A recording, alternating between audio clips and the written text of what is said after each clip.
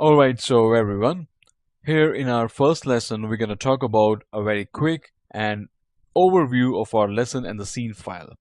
So here you can see that I do have a very fairly simple scene BG setup, and you can see the heap of sack bags, and it's just like the concept of a warehouse, a situation where a sack bag which will going to be dropped onto the floor from the off screen, and as a result when it's going to fall on the floor it's going to release some dust inside it as well as the debris which is, you may could say, that has surrounded overall the entire surface of the sack bag.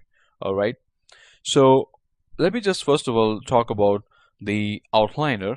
Okay, and here you can see that I have given a B underscore G, a BG group, where if you're going to select all of them, you can have the complete selection of your entire scene. Okay, so just to make that file very easy and fairly simple to work, I have put all the elements inside this node. Okay, if you're going to open that up, you can see we do have the list of the objects as I have named them, because that's really going to be important when you're gonna work inside the productions. Okay, so we do have the name, and you can say everything that the things which belongs to in the 3D is really going to be important. You should given them a exact name. Okay, so here's the sack underscore heap, which is basically, the reason why I have actually combined all of them, because they're not going to participate or contribute inside my dynamics. They don't have to take care of anything with the particles or the fluids and everything, because,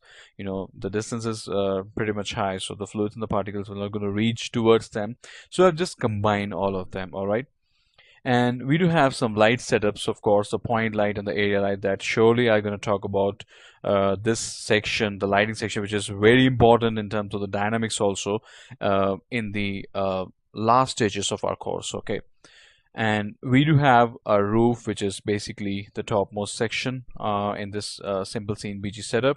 We do have the wall, okay, and a simple, you can say, the plane. I think I should name it as the base floor. That would be much appreciated. Okay, and of course one of the major important thing, which is the sack bag.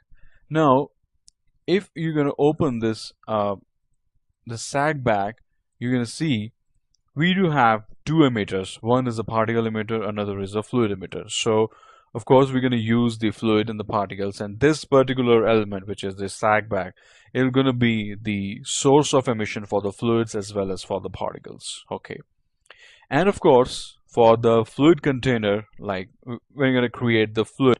Let me just unhide this thing.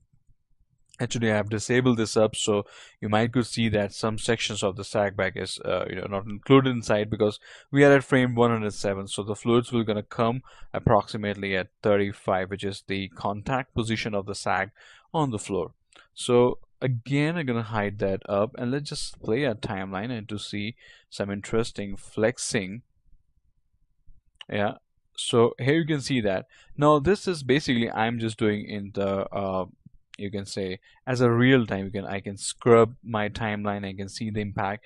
The reason why, because I am actually using the cache version of this Encloth. I have used Encloth in this sack bag, and then again I have cached out it. So we're going to learn all of these things in our next lesson, no doubt. Okay, but I'm just giving you a quick briefing.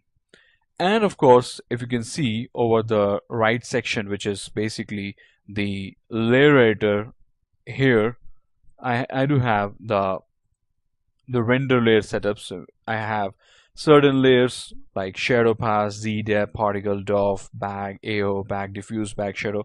All these important stuffs we'll also going to discuss during the end part of our course. Okay, again that's really going to be very important, since because many of the students have asked me that it's cool to have a dynamics course, but it's also important that we do know the appropriate settings for the rendering, as well as the usage of the appropriate lights, as well as the sampling inside them to control and to take the advantage of our rendering. Otherwise, the system keeps on going rendering. All right, so that's also going to be really very important stuff. Okay, So I guess that we have discussed almost the the entire section of our background. So let's just move to the next lesson.